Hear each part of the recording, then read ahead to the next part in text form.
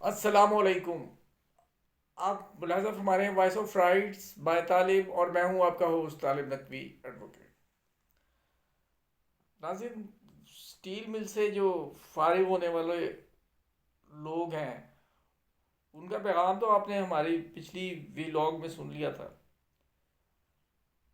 آج ہم ایک خبر جو ملازمین کے لیے کم از کم اچھی نہیں ہے وہ سنانے کا ناخوشگوار فریضہ ہمیں ادا کرنا پڑے گا،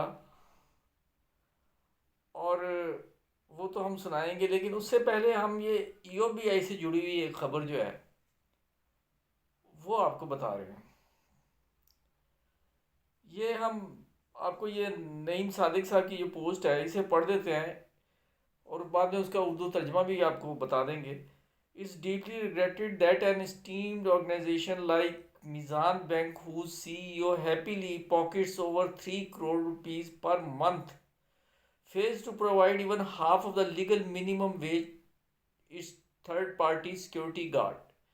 Kindly note that the security guard working at Mizan Bank branch receives 25,000 per month for 12 hours duty.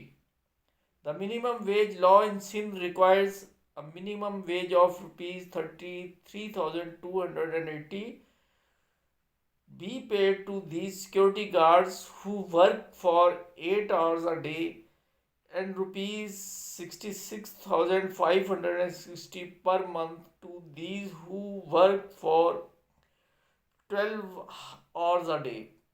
They must also receive 4 holidays per month and be registered to EOBI. The Mizan Bank is in gross violation of human rights and including in wage theft. All this is not possible without the active convenience of government agencies. We therefore appeal to you to kindly investigate and bring an immediate end of these unlawful practices. ایک تو نعیم صادق صاحب جو human right activist لگتے ہیں، وہ ان کی اس کاوش کو ہم جو ہے اپریشیٹ کرتے ہیں جو انہوں نے ایک یوٹیوب کوئی چینل کا حوالہ دے کے کہی ہے. بات تو سچ ہے مگر بات ہے رسوائی کی. یہ اس میں ایجنسیز جو انہوں نے پہلے آپ کو ترجمہ جو احباب نہیں سن سکے کہ سیکیورٹی گارڈ جو ہے نا وہ تھرڈ پارٹی کے تھرو جو ہے نا وہ ہائر کیے جاتے ہیں، یعنی کہ انہوں نے ملازمت دینے والی ایجنسیز جو ہیں بینک نے ان کی سروسز لی اور انہوں نے اپنے امپلائیز دیے.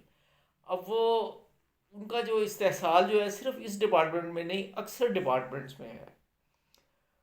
انہیں 25,000 دی جا رہی ہے، جبکہ گورنمنٹ آف سندھ کے مطابق یہ جو ہے نا 33,280 روپے منیمم ویج بنتی ہے، اور ان سے 8 گھنٹے کام لیا جا رہا ہے، اور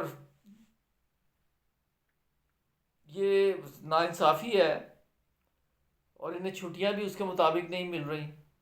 تو بہت اچھا انہوں نے کیا ہے، لیکن اس میں دیکھیں ای او بی ایل کی انوالومنٹ بھی ہے، اور منسٹری آف لیبر اس میں انوالو ہوتی ہے، اور سب سے بڑھ کے بینک جو ہے وہ یہ بھی سوچنا چاہیے کیا وہ ڈیڈکشن بھی کروا رہا ہے.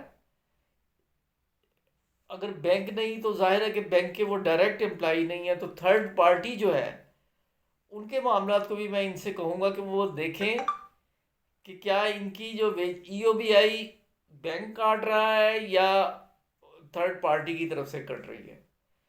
اس حوالے سے تو کہیں استحصال نہیں ہو رہا کہ جب یہ ای او بی آئی سے پینشن لینے کی سٹیج پر ہوں تو ان کے ہاتھ خالی ہوں، انہیں کورا سا جواب دے دیا جائے. ہیونگ سیڈ دس، اب یہ خبر جو ہے پی آئی اے کی خبر بتانے سے پہلے، جیسا کہ آپ جانتے ہیں کہ ہیلتھ کارڈ انٹروڈیوس کروایا تھا. آپ لاکھ خوبصورت الفاظ میں تردید کریں، جتنا مرضی نقاد ہوں آپ عمران خان کے، لیکن بہرحال یہ اس کا کارنامہ تھا، اس پہ اپس اینڈ ڈاؤنز چلتی رہیں. اب یہ ملازمین کے لیے جو ہے اس حوالے سے کٹوتی جو ہے وہ شروع ہو گئی. یہ خبر جو ہے میں آپ کو پڑھ کے سنا دیتا ہوں. پریمیم کٹوتی کے نفاذ کا فیصلہ جو ہے یہ کر لیا گیا ہے. یہ فیصلہ اکتوبر میں واپس لیا گیا تھا، جس کے بعد محکمہ صحت نے اس سلسلے میں محکمہ خزانہ کو خط لکھا تھا۔ تاہم صوبائی کابینہ کی جانب سے اب تنخواہوں میں کٹوتی کی منظوری دے دی گئی ہے۔ یکم جنوری 2024 سے ہیلتھ انشورنس پروگرام میں حصہ ڈالنے والے ہر سرکاری ملازم کی تنخواہ سے سالانہ 4,350 روپے کٹوتی کی جائے گی۔ اس کٹوتی کا اطلاق تمام ملازمین پر ہوگا، بشمول وہاں بھی جہاں میاں بیوی دونوں سرکاری ملازم ہیں۔ ایسے معاملات میں جہاں جوڑے سرکاری ملازم کے طور پر خدمات انجام دیتے ہیں، کٹوتی کا اطلاق صرف ایک شریک حیات کی تنخواہ پر ہوگا۔ بڑا احسان ہے جی آپ کا یہ بھی۔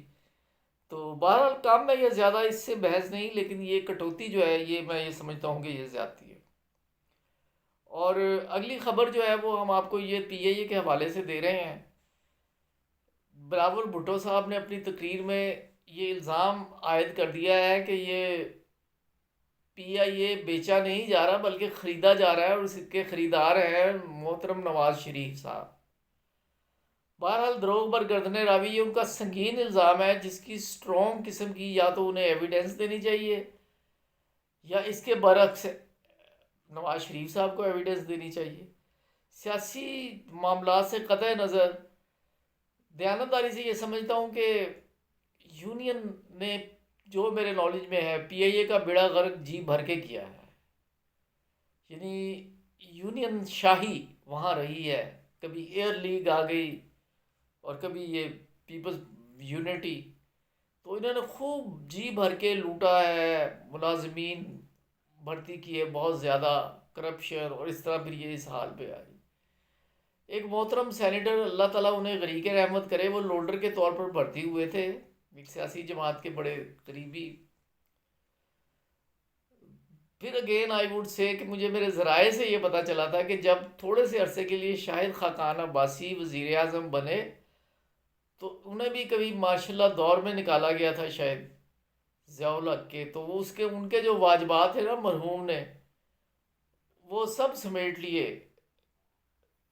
تو اس طرح لوٹا کھسوٹا گیا ہے۔ لیکن بہرحال اب جو فریاد ہے، ہم محرومین کا ساتھ تو دیتے ہیں، بہرحال ہم کوشش کرتے ہیں کہ آپ کو ان کا جو یونین کے ہیں رسپانسیبل رمضان لغاری صاحب، انہوں نے جو بلاول بھٹو زرداری صاحب کی موجودگی میں تقریر کی ہے وہ ہم آپ کو سنوائے دیتے ہیں۔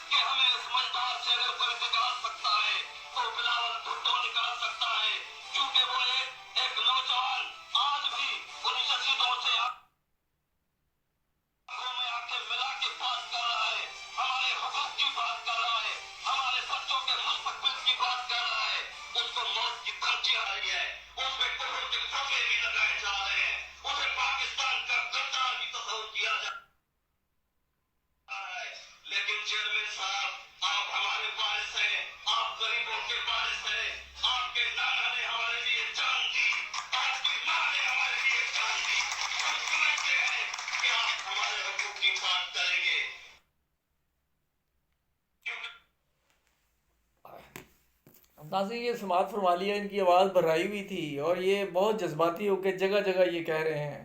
ظاہر ہے 700-800 ملازمین کے فیوچر کا معاملہ ہے، اللہ تعالیٰ ان کے لیے آسانیاں پیدا کرے، لیکن مجھے نہیں سمجھ آ رہی کہ اگر اسٹیٹ یہ دیکھے کہ اگر پی آئی اے کے جو بقول ان لوگوں کے ان کے پاس اسٹرانگ آرگومنٹس ہیں اس حوالے سے کہ پی آئی اے کو بچایا جا سکتا ہے بیچنے سے، تو یہ دیکھنا چاہیے کہ کیا کسی خاص شخص کا انٹرسٹ تو اس میں انوالو نہیں ہے۔ ناظرین باقی خبریں جو ہیں ہم آپ کو اگلے ولاگ میں دیں گے۔ اگر آپ نے سبسکرائب نہیں کیا تو سبسکرائب کر کے بیل آئیکن کو کلک کر کے آل کا آپشن لیں۔ Thanks for watching.